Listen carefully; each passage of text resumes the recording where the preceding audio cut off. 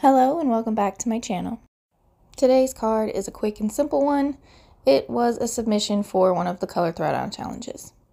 To start with, I have the largest of the large stitched rectangle stackables, and I have cut that out, and I'm masking off the edges just to keep the edges from getting stamped on. The images I'll be using are from the Get Well Soon stamp set. This is really cute and I haven't really used it very much.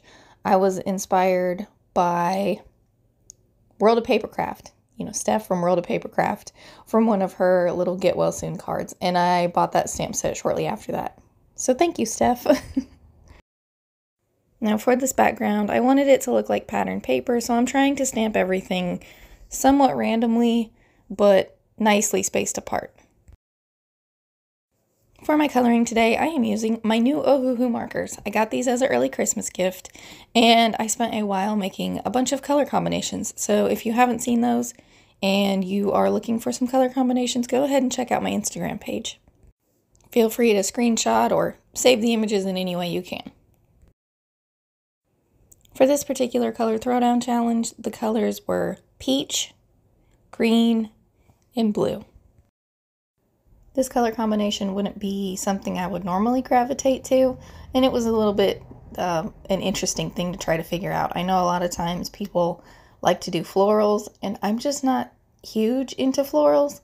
Don't get me wrong, I think a pretty floral card is it's pretty, just not really my style, so I don't do them very often. So I had to think of something else, and as soon as I realized the peach color could be used as a band-aid, I was on it. At this point, I still wasn't 100% sure that I was going to love the colors together on this particular paper when I got done with it, but I think they worked well. Now, one of the things I have learned since doing color throwdown challenges is that when you have multiple colors, you do not want them equally represented.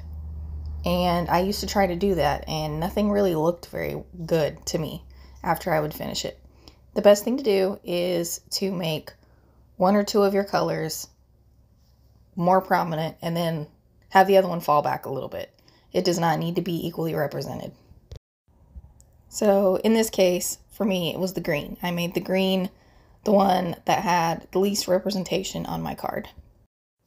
Now, as you've seen, I pulled out my giant Get Well Soon die from Fawn. I've actually cut this twice. The first one I'm going to use one of my blue-green colors on, just making it a solid color.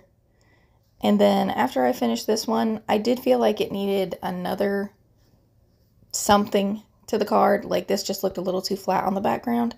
So for the second one, I'm going to color it with black.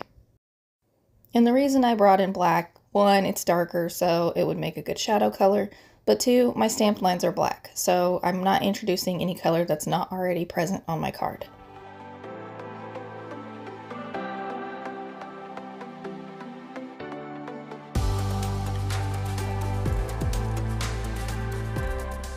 Now, as I glue them together, I'm going to make sure they're slightly offset from each other so one looks like a drop shadow.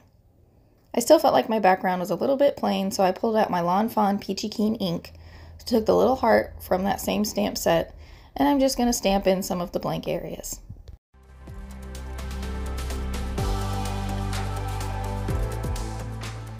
Now moving on to a part that I am really not that good at, and that is adding little white gel pen details to my large letters.